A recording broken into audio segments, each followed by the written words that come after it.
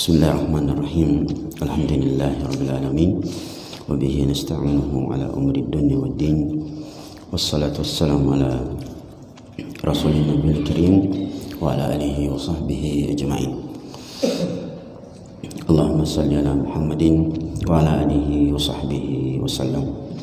Allahumma 'allimna bima yanfa'una wanfa'na bima 'allamtana wa zidna ilman warzuqna fahman. Assalamualaikum warahmatullahi wabarakatuh. Alhamdulillah Bapak Ibu serta saudara sekalian, kita bisa berkumpul kembali dan kita duduk-duduk di masjid kita ini setelah salat subuh untuk kita mendengarkan ujangan-ujangan Rasulullah sallallahu alaihi wasallam tentang agama kita ini. Dan tentu kita tidak lupa untuk itu bersalawat kepada Rasul kita Muhammad sallallahu alaihi wasallam. Allahumma salli ala Muhammadin wa ala alihi wasallam.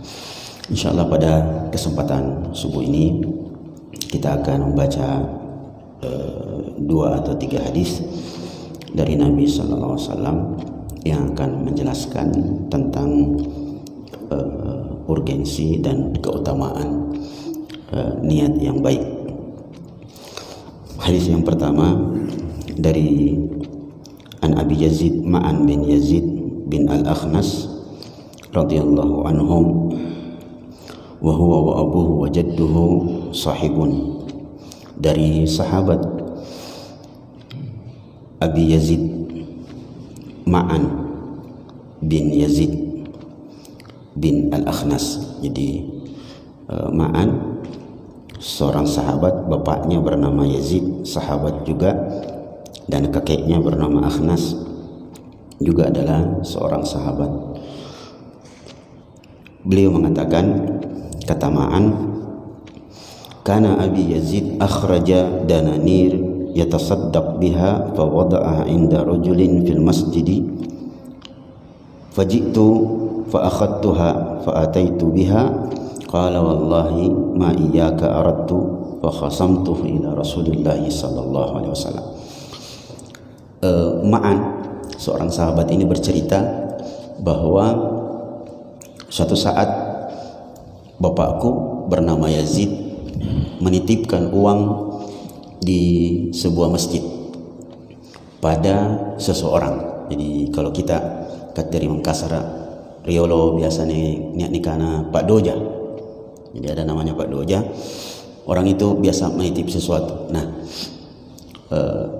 kata Ma'an, bapaknya bernama Yazid pernah menitip uang kepada Pak Doja itu. Dia bilang, ini uang, nanti kalau ada yang masuk ke masjid dan kau lihat istilahnya rupa ke masing-masing, sare, kasih uang itu sebagai sedekah dari saya. Apa yang terjadi? Ternyata yang masuk ke masjid adalah sang anak dari bapak yang menitip uang itu. Dialah yang dikasih oleh Pak Doja itu. Ini uang sedekah orang, ambil mi. Kebetulan tanjak ke masing-masing, kasih. Saking gembiranya sahabat Ma'an ini, dia pulang ke rumahnya. Dia bilang, bapak, tadi saya masuk di masjid, ada yang kasih saya sedekah. Maka bapaknya marah. Dia bilang, alim yang jeroika, ma anta urid, bukan kau yang ku mau. Salah sasaran. Alim, kasih kembali itu uang.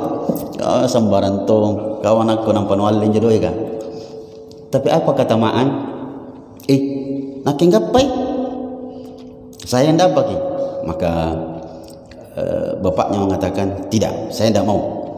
Saya tidak ikhlas kalau begini ceritanya. Tapi sang anak mengatakan, dalekon enake. Maka bapaknya marah. Maka sang anak mengatakan, kalau begitu fa khasamtuhu ila Rasulillah. Kalau begitu kita ke Rasulullah, kita lapor bagaimana posisi hukumnya ini uang. Maka pergilah keduanya kepada Rasulullah setelah duduk berdua dan menceritakan kejadiannya, apa kata Rasulullah SAW? Ternyata dalam keadaan tersenyum, Rasulullah mengatakan, ya Ma'an, ya Yazid, laka ma nawaita. Wahai Yazid, kau sudah mendapatkan apa yang kau niatkan. Walaka ya Ma'an, laka ma akhadta. Sudah cocok itu yang kau ambil. Dalam beberapa penjelasan, dalam keadaan tersenyum, ini anak-anak patut mantongi motor di anak-anak karena memang manja nak yang gapai. Alhasil begitulah ceritanya. Maka saudara sekalian, pelajaran yang pertama yang bisa kita dapatkan dari hadis ini, bahwa jawazut taukil fi tauzi'is sadaqah, boleh kita menitipkan dan mewakilkan sedekah kita kepada orang lain untuk diberikan kepada orang yang berhak. Jadi boleh, seperti yang dilakukan orang sekarang. Setiap hari Jumat itu ada namanya Jumat Berkah. Jadi orang yang punya dana, dia titip uangnya untuk ke catering, bikin nasi kotak lalu dibagikan. Itu namanya mantaukil. Jadi tidak mesti kalau kita berikan sedekah kita langsung yang memberikan. Boleh kita menitipnya kepada orang lain. Yang kedua, bahwa bolehnya dan mungkin terjadi perselisihan antara anak dengan bapak yang dibawa ke pengadilan. Itu boleh dan diterima oleh pengadilan. Yang penting bahwa kasus yang dibawa itu adalah kasus yang memang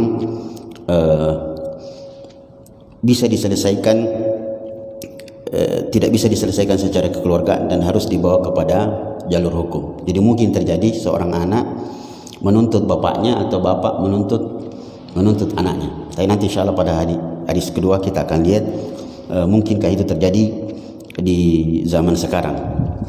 Tapi nampaknya pernah terjadi, cuma kasusnya berbeda. Yang ketiga, bahwa, dan ini sangat penting, bahwa seseorang yang telah berniat baik untuk melakukan sebuah amalan dan setelah dia lakukan ternyata sedekahnya itu salah sasaran, maka dia tidak perlu berkecil hati bahwa kalau salah sasaran amalannya tidak sampai, tetap sampai. Jadi inilah yang selalu disebutkan oleh para mubalik kita di Indonesia, bahwa seperti terakhir misalnya sudah berniat haji dan bahkan sudah membayar lalu tertunda dan mungkin tidak jadi karena mungkin dia meninggal, maka niat untuk hajinya sudah dia dapatkan. Jadi Bapak Ibu serta saudara sekalian, kalau sudah istilahnya pernah wajib menyata dan bahkan sudah mengamalkannya sekalipun salah sasaran, tidak perlu berkecil hati, dia sudah sampai. Jadi tidak perlu protes-protes. Misalnya kenapa saya kasih contoh kasus saja Pak. Saya diceritakan juga di satu masjid di daerah Makassar, ada orang dia menyumbang di masjid itu beberapa bagian masjid. Salah satunya adalah bentuk pagar di masjid itu. Karena terjadi sesuatu, kasusnya itu adalah bapak itu selalu ada pengajian di masjid itu, dia akhirnya selalu sholat di belakang. Ternyata bapak orang dermawan juga, hartanya cukup banyak, dan dia kebiasaannya selalu sholat di depan, selalu dapat di depan. Akhirnya karena selalu ada pengajian, terlambat dia masuk. Dia selalu didahului oleh anak-anak muda yang belajar itu, selalu di depan. Akhirnya dia selalu di belakang. Maka dia marah-marah. Dia bilang, selama ada pengajian di sini, tidak pernah tahu mas saya bisa duduk di saf pertama, selalu di belakang. Akhirnya dikasih tahu kalau mau di depan Pak, di depan ki, cepat-cepat ki datang. Tapi karena dia tidak mungkin ada sesuatu yang mengganggu hatinya, akhirnya dia ambil itu pagar, dia rusak itu pagar. Nah, ini sumbanganku dulu. Ini tidak benar. Bahwa sumbangan kita ataupun kebaikan yang telah kita lakukan, kalau kita sudah berniat baik, maka itu akan sampai. Sekalipun memang akan sangat berbeda bobotnya jika itu dimanfaatkan dengan baik. Makanya ada beberapa mubalik saya dapati di YouTube, dia bilang tolong itu kepada pengurus masjid, sumbangannya orang dipakai. Misalnya dia sumbang untuk AC, bahkan dia dalam bentuk fisik dia kasih masuk AC di masjid, tolong dinyalakan itu AC, nyalakan itu AC, sebab kalau tidak jalan pahalanya orang. Sepertinya Ustadz itu ingin memberikan motivasi kepada pengurus masjid supaya itu dimanfaatkan dengan baik, supaya bobot pahala orang yang menyumbang itu betul-betul kuat. Padahal secara hadis itu dia sudah mendapatkan pahalanya, tetapi memang bobot pahalanya akan berbeda. Iya. Kenapa? Kita ambilkan pendekatan hadisnya. Rasulullah sallallahu alaihi wasallam mengatakan, apakah kalian merasa lemah untuk membaca Al-Quran dalam waktu yang singkat 10 juz? Bagaimana caranya? Bacalah surah Al-Ikhlas. Pahala membaca surah Al-Ikhlas 1 kali itu sama dengan membaca Al-Quran 10 juz. Tapi apanya yang sama? Pahalanya mendapatkan surga, tetapi bobot pahalanya berbeda. Kenapa? Karena orang yang membaca Al-Quran 10 juz ada pahala lainnya. Pahala membaca 10 juz, pahala membaca, pahala capek, kemudian pahala memandang Al-Quran, kemudian pahala setiap hurufnya. Itu yang dimaksud bahwa bobot pahalanya akan berbeda. Iya.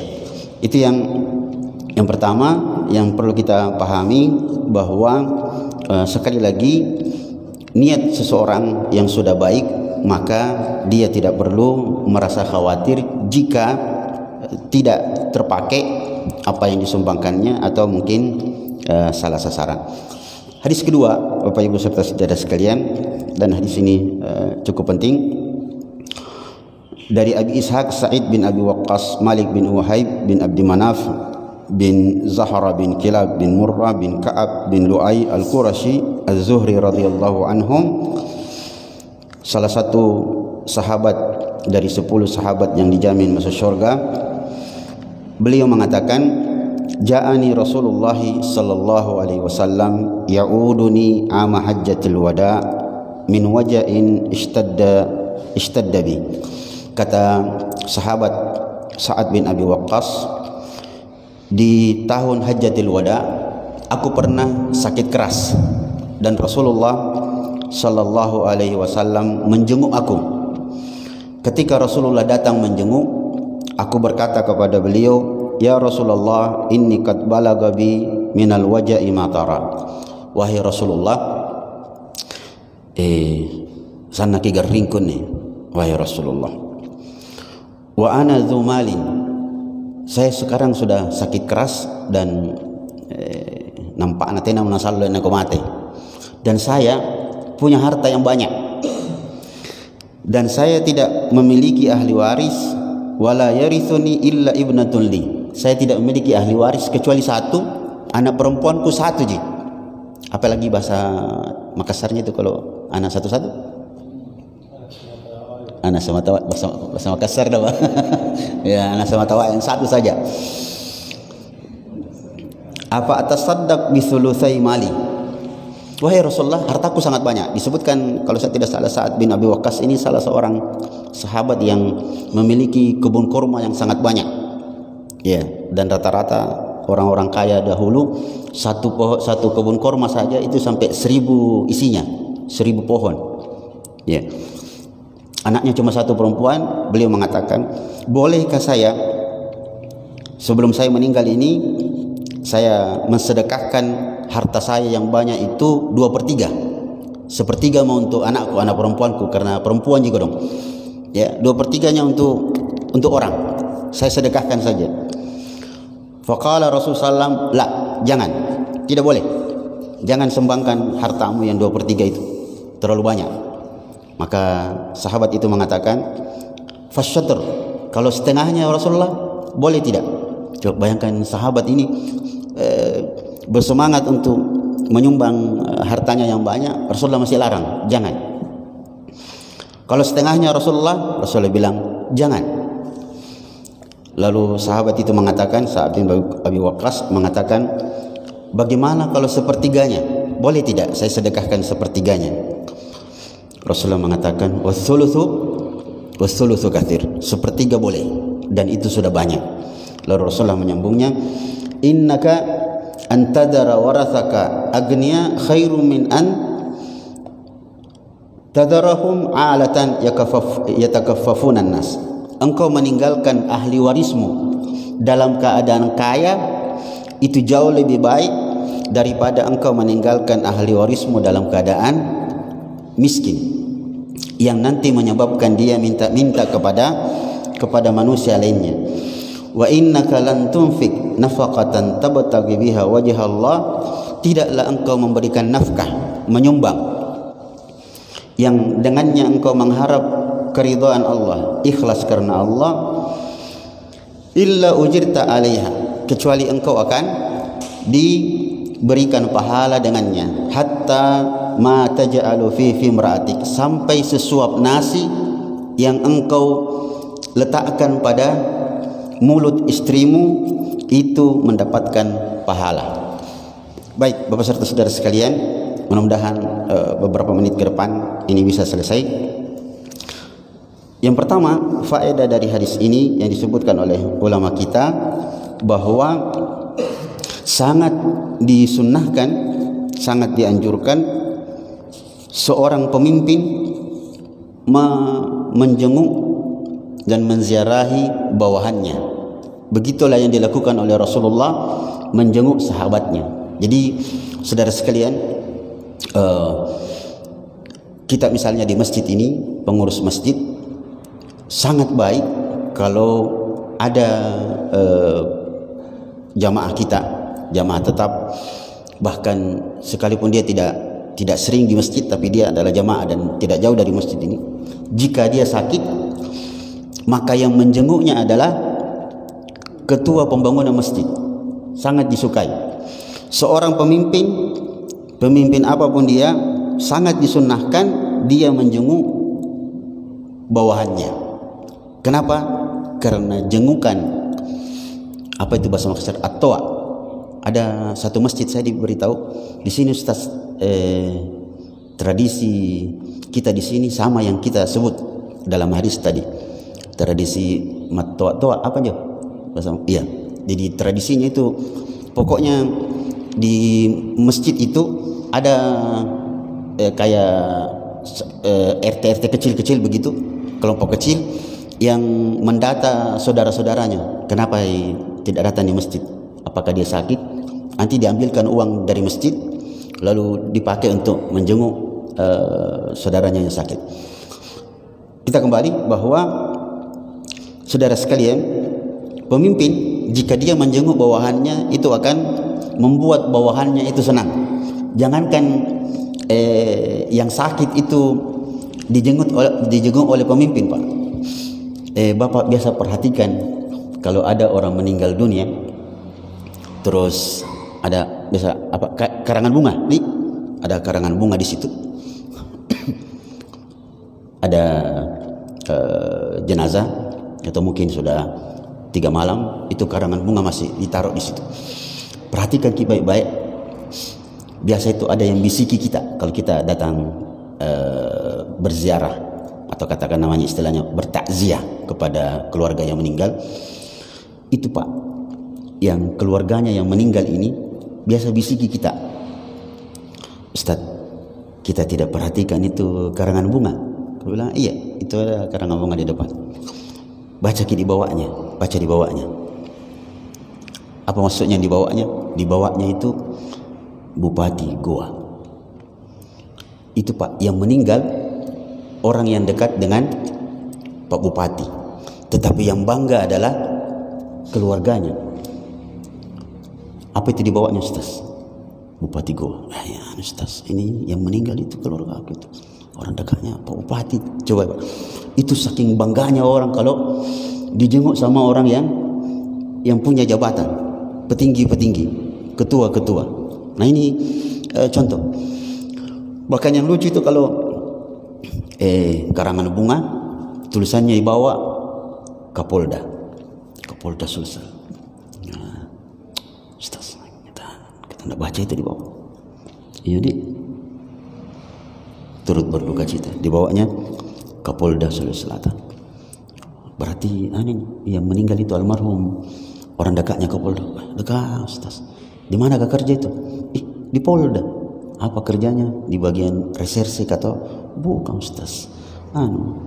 Cleaning service Polda. Itu kan kebanggaan. Dia cleaning service tapi dia bangga. Keluarganya bangga. Kenapa? Karena begitupun serendah apapun jabatannya, pekerjaannya, keluarganya yang meninggal itu, karena dibelasungkawai oleh Kapolda, itu ada perasaan bangga.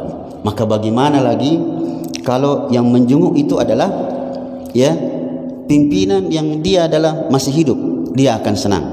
Dan bahkan secara umum Bapak serta saudara sekalian, orang sakit itu ketika dijenguk, dia tidak mengharapkan apa-apa dan dia akan sangat senang jika ada yang menjenguknya. Yang kedua, Bapak serta saudara sekalian, faedah dari hadis ini adalah sangat disukai dan disunahkan ketika kita menjenguk orang sakit, kita meletakkan tangan pada bagian tubuh yang sakit pada pasien. Itu salah satu adab menjenguk orang sakit. Dan adab yang lain yang perlu kita jelaskan tentang menjenguk orang sakit adalah jangan lama-lama, Pak. Kalau jenguk orang sakit jangan lama-lama di situ. Cepat-cepat sampaikan saja berita gembira bahwa insyaallah tena jantung insyaallah ngapa dulu. Tidak lama lagi insyaallah Anda akan sembuh. Jangan lama-lama, kecuali kalau yang sakit itu minta untuk kita lama-lama di situ. Sebab bahaya, dia sebenarnya butuh istirahat lalu kita lama-lama di situ. Kemudian yang sangat penting dari hadis ini adalah bahwa wasiat itu, Bapak serta saudara sekalian, tidak boleh lebih dari sepertiga harta. Wasiat tidak boleh lebih dari sepertiga harta.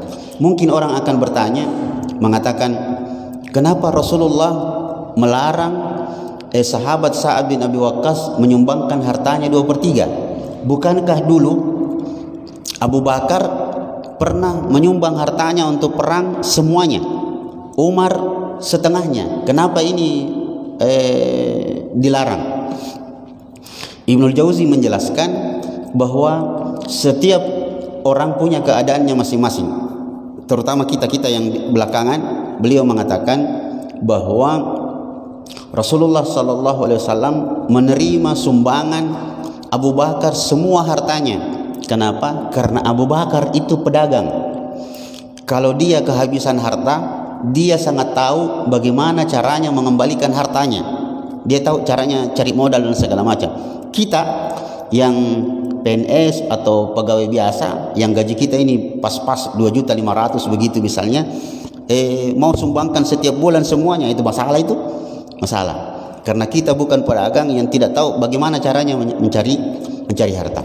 Nah, sebagai penutup Bapak serta saudara sekalian, yang penutupnya ini sedikit agak panjang, perlu kita jelaskan beberapa istilah dalam agama kita yang nanti sering kita dengar tapi kita biasa salah menggunakannya karena kita tidak tahu atau kurang paham penggunaan definisi itu. Biasa bapak-bapak, ibu-ibu serta saudara sekalian mendengar ada zakat, infak, sedekah. Adakah bedanya? Ada. Pemanfaatannya pun berbeda. Saya akan sebutkan beberapa istilah. Pertama zakat, infak, sedekah. Ada juga istilah hadiah, kemudian atiyah, juga warisan. Nanti penjelasan warisan dengan atiyah ini sangat penting. Saya mulai dari infak, zakat, infak dan sedekah. Biasa ada tertulis lembaga ZIS, zakat, infak, sedekah. Kalau bulan puasa menerima dan menyalurkan zakat, infak, sedekah Anda. Tapi apakah ada bedanya zakat, infak, sedekah? Ada. Yang pertama, perbedaan antara infak dengan sedekah. Infak selalu minal mali, selalu infak itu dikeluarkan berupa harta, berupa benda. Itu infak namanya. Sedangkan sedekah bisa berupa harta, bisa berupa benda, bisa berupa perbuatan. Jadi sedekah itu tidak mesti berupa harta. Bagaimana itu? Bahwa sedekah itu bisa berupa perbuatan berdasarkan hadis Nabi sallallahu alaihi wasallam bahwa tabassumuka fi wajhi akhika sadaqah. Engkau senyum kepada saudaramu itu sedekah. Jadi sedekah perlu beda dengan dipahami perbedaannya dengan infak. Kalau di kota Amalta itu Pak, apa tertulis? Biasa orang tulis salah satu di antara tiga, kota amal, kota infak. Ada kota sedekah? Tidak ada. Tapi biasanya orang tulis di situ kota amal, tapi di atasnya tertulis, sudahkah Anda bersedekah hari ini? Ya, jadi sedekah itu bisa berupa harta, bisa berupa perbuatan. Jadi kalau lagi tidak punya uang, tidak punya harta yang bisa disedekahkan, banyak-banyak senyum saja Pak. Senyum. Assalamualaikum. Orang kadang-kadang menyangka bahwa Ustaz, Bapak, Ibu serta saudara sekalian, senyum itu bukan pekerjaan yang rendah. Justru saking pentingnya orang senyum, sahabat Abdullah bin Umar punya kebiasaan, bahkan jadwal khusus, setiap hari Kamis berdiri di gerbang pasar hanya untuk salam dan senyum. Jadi itu Pak, Abdullah bin Umar berdiri saja setiap hari Kamis di gerbang pasar. Ada yang masuk, Assalamualaikum. Ada yang keluar, Assalamualaikum. Begitu saja. Itu berarti senyum dan salam itu sangat penting, punya keutamaan tersendiri. Assalamualaikum. Assalamualaikum. Iya. Jadi penting sekali. Itu saudara sekalian. Yang kedua, sedekah itu terbagi dua. Ada sedekah wajib, ada sedekah sunnah. Sedekah wajib itulah yang kemudian disebut sebagai zakat. Sedikit lagi saya belok sedikit.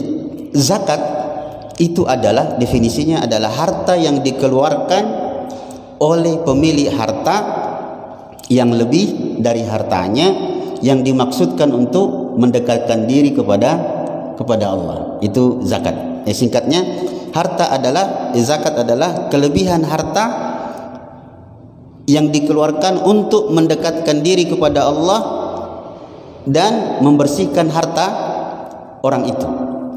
Pertanyaannya sekarang, Bapak serta saudara sekalian, zakat dalam Al-Quran disebut sebagai sedekah. Itulah tadi kita mengatakan sedekah terbagi dua. Ada sedekah wajib yang disebut zakat, ada sedekah sunnah. Sedekah sunnah yang kita istilahnya orang pasudakan narong, pasudakan nah. Itu sunnah. Sedekah wajib yaitu zakat. Anehnya zakat di dalam Al-Quran tidak disebut zakat, disebut sebagai sedekah. Kita lihat di surat Taubah. Coba Pak Imam minta tolong apa lanjutannya ini, atau kita potong saja. Innamas sadaqatu lil fuqara'i wal masakin wal amilina 'alaiha, dan seterusnya. Itu sesungguhnya ada 8 kelompok manusia yang berhak mendapatkan zakat. Tapi hebatnya dalam ayat itu Allah tidak bilang zakat, Allah bilang sedekah. Apa hikmahnya Bapak Ibu bahwa Allah menyebut zakat dengan sedekah? Kita jawab bahwa zakat itu disebut sedekah karena sedekah asal katanya sidqun, jujur. Apa hubungannya jujur dengan zakat? Jawabannya adalah bahwa ternyata masih banyak orang tidak jujur bayar zakat. Banyak orang tidak jujur bayar zakat. Waktu Ramadan kemarin, saya kebetulan duduk di meja zakat infak dan sedekah. Datang orang bayar zakat, ada yang bayar zakat fitrah.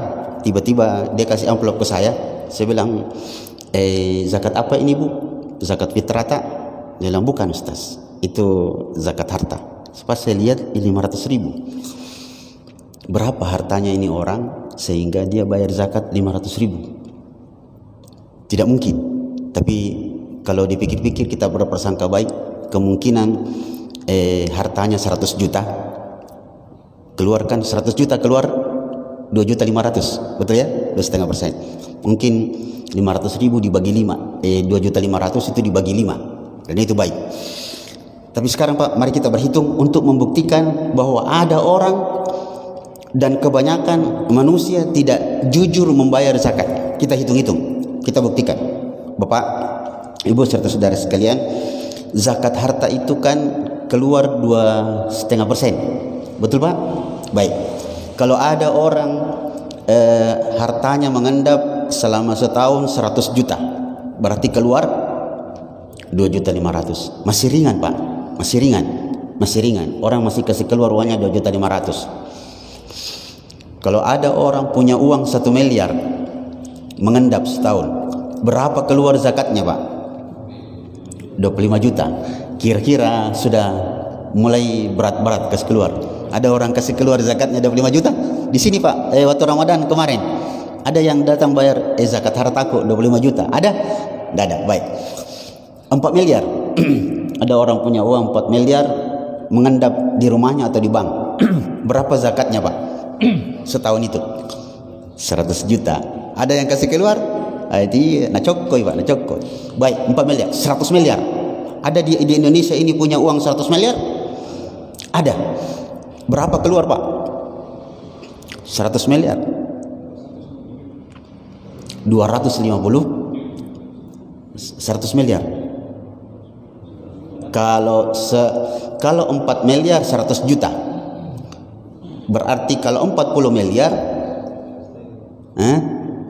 berarti kalau 100 miliar keluar 2,5 M. 100 miliar keluar 2,5 M. Nair fasul zakat sedekahnya 2,5 M. 1 triliun Pak. Ada orang di Indonesia ini punya uang 1 T? Ada. Kalau saya Pak setengah M uangku, setengah mati. 1 triliun Pak. Ada orang punya uang 1 triliun. Berapa zakatnya Pak? Berapa zakatnya 1 triliun? Mengendap uangnya 25 miliar. 1000 M. Kan 1 triliun 1000 M. Keluar zakatnya 25 triliun, 25 miliar. Mana ada orang mau kasih keluar uangnya 25 miliar? Tidak mau Pak. Apalagi orang kaya Indonesia, dia akan berhadapan dengan 2 hal. Bayar zakat 25 miliar, belum pi bayar zakat lagi. Dia akan berhadapan dengan zakat dan pajak. Tidak ada. Ada ahli ekonomi Indonesia dulu, dia bilang seandainya orang-orang kaya di Indonesia mengeluarkan zakatnya dengan benar, tidak ada orang miskin di Indonesia. Tidak ada orang miskin di Indonesia. Tapi memang betullah kemudian kenapa Allah menamakan zakat itu dengan sedekah, karena dia membutuhkan kejujuran. 100 juta uang, 1 juta mah deh, bagaimana? Uangnya 1 miliar Pak, harusnya keluar 25 juta. 10 juta. Kayaknya saya yang paling mahal itu kasman. Nah bilang pan itu, bes. Kalau banyak mantongnya Bapak, zakatnya saja 10 juta. Nah bukan 10 juta tol, harusnya 25 juta itu. Iya toh? Ini Bapak serta saudara sekalian. Maka inilah perbedaan antara kita dengan para sahabat dulu. Para sahabat memang justru semangat kasih keluar semua hartanya. Kita ada deh. Ini bagian yang terakhir yang perlu kita pahami, perbedaannya adalah antara warisan dan atiyah. Warisan Bapak Ibu adalah harta yang ditinggalkan oleh pemilik harta. Itu namanya warisan. Sedangkan ada namanya dalam istilah agama kita namanya atiyah. Atiyah adalah harta yang dibagikan kepada ahli waris sebelum pemilik harta itu meninggal dunia. Dan ini baik. Dia merupakan salah satu solusi supaya anak-anak dari pemilik harta ini ahli warisnya tidak bertengkar. Ya, jadi boleh seorang yang sangat kaya membagikan hartanya sebelum dia meninggal. Itu bukan warisan namanya, itu namanya atiyah. Misalnya Pak, ada orang anaknya 5, rumahnya rumah mewah 6, maka 5 ini yang kosong tidak ditempati dibagikan, asetnya 5 rumah ini dibagi-bagi, itu rumah yang ke-6 dipakai. 5 rumah ini kebetulan 5 anaknya, dia bilang sama anaknya, kau nak yang di Citraland, kau nak rumah yang di Citra Garden, kau yang di Royal Spring, kau yang di mana lagi? Pau. Laras sedang penanganan ngapain di Royal Spring. Kau yang ini 5, terbagi-bagi 5. Ini anak nasere ngoa, karena itu bapak yang di Karebosi. Yang di Karebosi, jangko ya. Kenapa bapak? Bukan kita punya. Alhasil terbagi-bagilah 5 ini.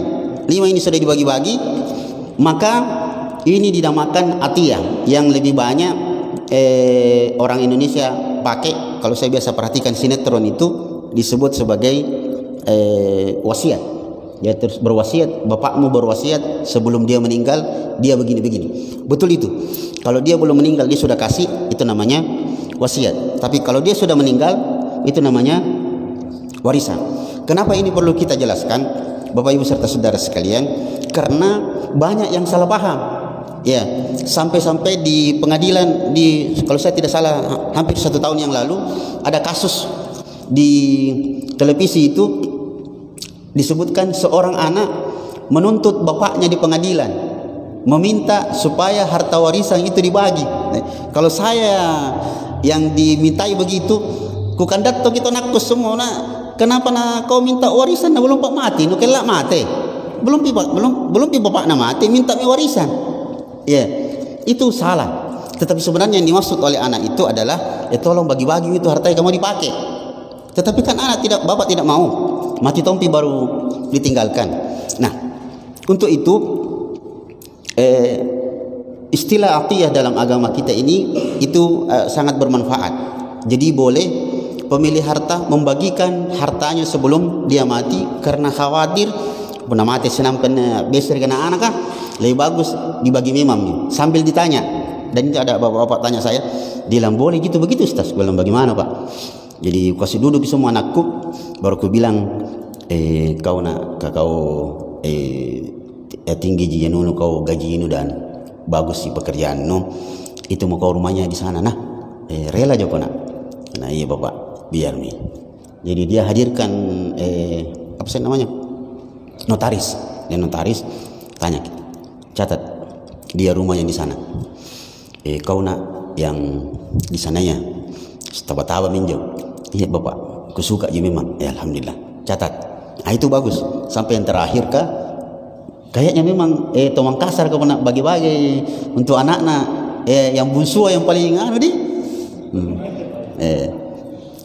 kau nak yang di sananya suka je nak. Aku suka je bapak, tapi tanya ke dulu kakak-kakakku semua gasing kana. Iya biar mi kakak mus joko. Ya sudah, jadi catat baik-baik. Maka itu sangat baik. Saya bilang bagus itu Pak. Jadi dibagi memang ni sebelum bapak mati, dan di Pak Nasir anak-anak bahwa mereka ridho dengan pembagian itu supaya tidak bertengkar. Nanti yang jadi warisan adalah rumah yang ditempati. Ini kalau dia mati nanti inilah yang akan jadi warisan, dan biasanya anak-anak itu tidak akan menuntut lagi rumah warisan ini. Kenapa? Karena dia akan beralih kepada sang istri yang ditinggal. Maka ini Bapak serta saudara sekalian, ya penjelasan Rasulullah SAW lewat beberapa hadisnya dan hadis yang kita baca tadi, mudah-mudahan memberikan pelajaran yang baik untuk kita sekalian supaya kita bisa menjalani kehidupan ini dengan baik.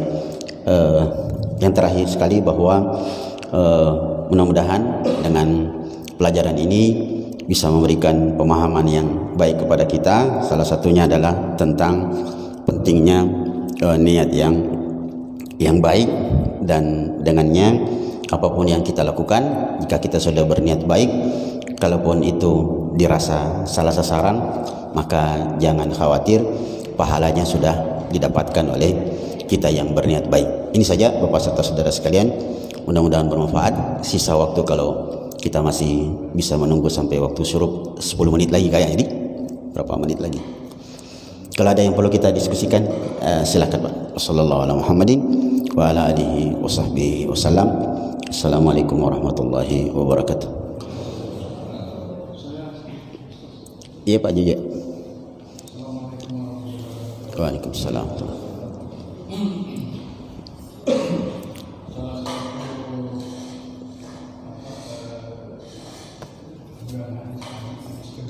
Iya Pak.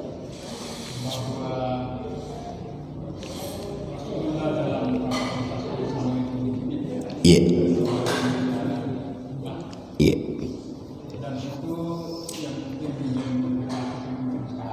Iya. Iya. Iya. Pertanyaannya adalah, kalau kapasitas beliau sebagai uswatun hasanah, Iya. berarti kan seluruh umat, Iya. dia harus mempunyai motivasi. Iya. Dia karena saudara-saudaranya. Iya, betul. Dia perlu penekanan di dalamnya. Betul. Sebab kalau hanya motivasi kepada diri, berapa banyak yang jadi pemimpin? Iya. Kalau camat dalam satu kecamatan hanya satu. Iya. Berapa ribu empat di dalamnya? Itu yang harus menjadi motivasi untuk siaran-siaran. Betul. Saya kira itu bagaimana? Iya Pak, betul. Apalagi dalam hadis itu kan kullukum ra'in wa kullukum ra'iyatin wa kullukum mas'ulun an ra'iyati. Setiap kalian adalah pemimpin. Ya. Maka penjelasan hadis ini menjelaskan bahwa pemimpin itu bukan sekadar pemimpin struktural dari segi jabatan, tetapi pemimpin di masyarakat. Imam masjid, imam itu pemimpin dalam masjid, pemimpinnya adalah imam. Dalam keluarga, bapaknya. Jadi sangat perlu untuk dimasyarakatkan kembali, disosialisasikan betapa pentingnya pemimpin sekecil apapun wilayah kepemimpinannya, dia harus punya perhatian kepada bawahannya. Itulah Pak, dalam kalau kita belajar lagi sedikit dalam hadis, dalam adab-adab memimpin sholat, setelah imam sholat ke kanan, salam ke kanan dan ke kiri, sangat disunnahkan imam itu balik, dia balik begini atau balik ke arah kanannya tadi. Karena begitulah Rasulullah SAW dijelaskan bahwa kalau saya tidak salah hadis dari Mu'adz bin Jabal, adalah Rasulullah SAW itu kalau selesai memimpin sholat, aqbala ala al-jamaah, beliau membalikkan tubuhnya. Kata Mu'adz bin Jabal, Rasulullah itu senang sekali membalikkan tubuhnya ke arah kanan. Makanya kata Mu'adz, kalau saya sholat di belakang Rasulullah, saya suka sekali berdiri di bagian kanan, karena saya sangat suka kalau Rasulullah nanti selesai sholat balik ke belakang menghadap ke kanan, itu melihat wajah saya.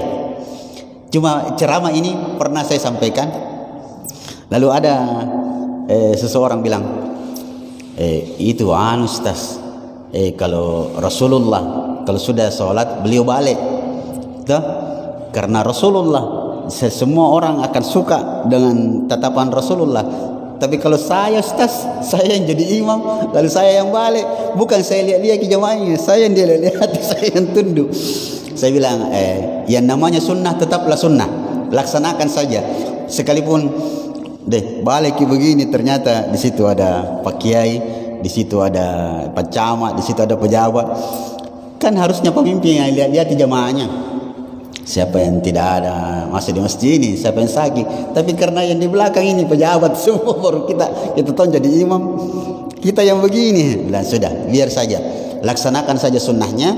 dia tetaplah sunnah. Anda akan dapat pahala dengan kembali kepada pertanyaan bahwa memang sebaiknya kita masyarakatkan kembali bagaimana seorang pemimpin itu ya senang-senanglah dia sekali-sekali dia datangi rakyatnya, terutama kita yang di masjid. Ya, kalau ada saudara-saudara kita yang sakit, saya diberitahu, Pak, ini mungkin bisa jadi contoh. Masjid Raya Limbung di Limbung, Pak, di Limbung. Saya biasa setiap bulan saya punya jadwal pengajian di sana. Ketua pengurus masjidnya itu bilang sama saya di sini, dia bilang, alhamdulillah Ustaz, semua yang kita ceritakan tadi sudah ada beberapa yang kita laksanakan. Salah satunya di sini Ustaz, kita programkan, dan itu sudah berlanjut beberapa tahun. Setiap keluarga yang tinggal di daerah dekat masjid ini kita wajibkan untuk membayar 50.000 per bulan. Untuk apa itu? Untuk digunakan proses pelaksanaan jenazah. Jadi kalau ada yang meninggal dunia, keluarganya itu pihak masjid yang tangani. Maka keluarga, misalnya saya, Pak, ada keluarga saya meninggal, maka tugas saya cuma satu. Yang bilang itu ketua pengurus masjid, kau kalau meninggal keluargamu, tugasmu cuma satu, menangis saja. Kau menangis saja di situ. Nanti semua pelaksanaannya mulai dari kafannya apa semua kami yang urus. Jadi cukup bagus juga. Jadi menyatukan pengurus masjid dan segala macamnya. Ini mudah-mudahan bisa jadi contoh yang baik dan iya, Pak. Oh, alhamdulillah. Iya, seperti itu. Iya. Iya. Alhamdulillah. Iya. Ada lagi kurang tak? Masya Allah. Iya. Ini banyak bisa jadi contoh di masjid-masjid yang lain. Dan dengan itu kita dapatkan pahala jariah yang kita tidak sadari. Kadang-kadang ada perbuatan baik kita dicontoh orang, itu jadi amal jariah kita dan kita tidak tahu. Inilah yang disebut dengan masuk surga tanpa sengaja. Ada buku saya pernah beli. Jadi saya itu pernah diminta ceramah, tapi penceramah yang minta kasih datang pakai judul Ustaz. Dan yang bagus sekali. Akhirnya saya ke toko buku, lihat apa bagus buku ini. Pas saya lihat ada buku, judulnya itu masuk surga tanpa sengaja. Lah, apa masuknya ini ya? Saya beli. Akhirnya saya beli saja deh. Saya buka beberapa, saya bayangkan saja masuk surga tanpa sengaja. Ada amalan-amalan tertentu nanti yang dia bahas yang menyebabkan orang itu masuk surga tanpa sengaja, tapi dia tidak sesuai dengan harapan saya, tetapi dia sudah menginspirasi. Akhirnya saya buka beberapa literatur, ternyata ada beberapa memang, Pak, amalan-amalan yang kalau kita lakukan tanpa sengaja kita masuk surga karenanya. Iya. Salah satunya itu melepaskan utang orang, melepaskan utang. Jadi nanti di akhirat ada orang dihadapkan dengan Allah Subhanahu wa taala, dia menyangka sudah masuk neraka. Maka Allah mengatakan, coba kau angkat kepalamu. Dia bilang, banyak sekali pahalanya dan tempatnya ke surga. Tapi dia bilang, ya Allah, ataskharu minni wa anta rabbul alamin. Apakah engkau ingin mengolok-olok saya? Saya tidak pernah melakukan kebaikan sebanyak ini. Maka Allah mengatakan, coba kau ingat apa amalanmu dulu di dunia. Dibilang, iya ya Allah, dulu saya di dunia, saya ini pedagang dan suka kasih utang ke orang. Apa itu biasanya? Patekin. Dia kasih orang menyicil barang ke dia. Tapi setiap kali jatuh tempo, saya titip pesan kepada debt collector, ini pegawai saya, kau pergi tagih orang itu. Kalau dia tidak sanggup membayar saat itu, tunda. Tapi suatu saat kalau kau datang lagi dan ternyata dia tidak sanggup membayar, putihkan saja. Semoga Allah nanti memutihkan segala dosa-dosa kita. Ternyata itu menjadi amalan istimewanya yang dia tidak sadari. Dia tidak pernah belajar tentang keutamaan melepaskan utangnya orang, tapi itu yang dia lakukan. Ternyata itu yang menyelamatkan dia di dalam dari api neraka. Jadi Bapak serta saudara sekalian, ini juga memberikan inspirasi bahwa perlu kita ini punya amalan-amalan tertentu yang kita lakukan selalu, ya continue. Mudah-mudahan dia bisa menjadi penyelamat kita. Salah satunya tadi perbuatannya Ibnu Umar itu sederhana kelihatan, berdiri saja di depan pintu pasar, gerbang pasar, assalamualaikum, itu Pak menyelamatkan dia. Dan ternyata ada riwayat mengatakan bahwa in istata'a ahadukum an yakuna lahu khabi'ah, seandainya kalian bisa mengusahakan satu amalan yang tersembunyi untuk dirimu, kau saja yang tahu, sekalipun kelihatan oleh orang tapi orang tidak tahu bahwa itu amalan continue nanti, itu menyelamatkan. Misalnya Pak, atau saya kasih contoh, Bapak yang pernah ke Tanah Suci, ke Masjidil Haram, di Masjid Nabawi, ada itu Pak orang melakukan pekerjaan yang sederhana sekali. Ada orang begini tuh biasa pegang tisu saja, dia berdiri saja di depan pintu, dia pegang tisu, orang datang ambil, sederhana sekali. Ada bahkan yang bagi plastik, yang bagi-bagi plastik saja, orang masuk, sederhana plastik. Dan itu plastiknya kadang-kadang dia yang beli, kadang-kadang dia tidak beli, dia ambil di depan. Kan Masjid Nabawi siapkan itu satu roll, dia ambil banyak, baru dia berdiri di depan pintu masjid. Itu luar biasa, itu pahalanya besar. Maka mungkin kita bisa cari amalan-amalan tertentu. Misalnya saya berniat insya Allah setiap hari Jumat saya sumbang 1 kotak air gelas. Itu Pak sederhana sekali, yang paling 20.000 1 kotak setiap hari Jumat, dan orang tidak tahu kalau itu amalan saya setiap Jumat. Taruh saja di situ, taruh di depan situ, tulis silakan ambil. Itu jadi amalan istimewa. Ada amalan-amalan istimewa yang mungkin kita tidak sadar bahwa itu bisa jadi amal jariah. Apa itu? Misalnya setiap selesai sholat, terutama sholat maghrib atau sholat isya, bapak-bapak pengurus tidak langsung pulang, duduk dulu di masjid. Mungkin kita bisa diskusi-diskusi kecil. Mungkin ada yang bisa kita lakukan, program apa lagi yang bisa kita laksanakan. Itu Pak amalan yang kita tidak sangka-sangka itu bahwa itu menyelamatkan, karena kita mengeluarkan ide. Ini kayaknya Pak Ketua, bagusnya perlu kayaknya ditambah ini AC supaya dingin-dingin orang di dalam kalau pas panas-panas. Itu kan mendatangkan ide. Dia bilang, tapi bagaimana caranya kita dapat uang? Gampang Pak Ketua. Itu insya Allah setiap ada niat yang baik, ada gerakan, insya Allah ada berkah. Maka masing-masing ini proposal bawa begini, nanti bikin proposal Pak Ketua, nanti saya yang bawa. Itu adalah ide-ide dan bisa jadi amal jariah. Kita pindahkan ide-idenya orang, itu sangat baik. Saya kira begitu Pak, termasuk menziarahi orang itu sangat baik. Saya kira itu mudah-mudahan bermanfaat. Saya kira ini saja dulu ya. Iya Pak. Karena sudah diterangkan, sudah disangka. Tadi kan belum diterangkan. Tentang Nanti judulnya buku itu masuk surga tanpa sengaja. Sekarang sudah sengaja karena sudah diterangkan ini penyebabnya.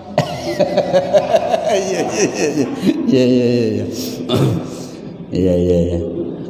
Kenapa dikasih tahu dikasih bocor gini? Iya. Malah segustas kan. Kenapa dikasih bocor dulu Ustaz? Iya. Tapi mudah-mudahan paling minimal dia menginspirasi untuk kita mencari amalan-amalan tertentu yang mudah-mudahan ya kita mendapatkan kebaikan nanti di sisi Allah Subhanahu wa taala. Sekiranya demikian, kita berdoa kepada Allah, semoga Allah selalu memberikan keistiqomahan kepada kita semua dalam beragama ini. Sallallahu alaihi Muhammadin wa ala alihi wasallam. Assalamualaikum warahmatullahi wabarakatuh.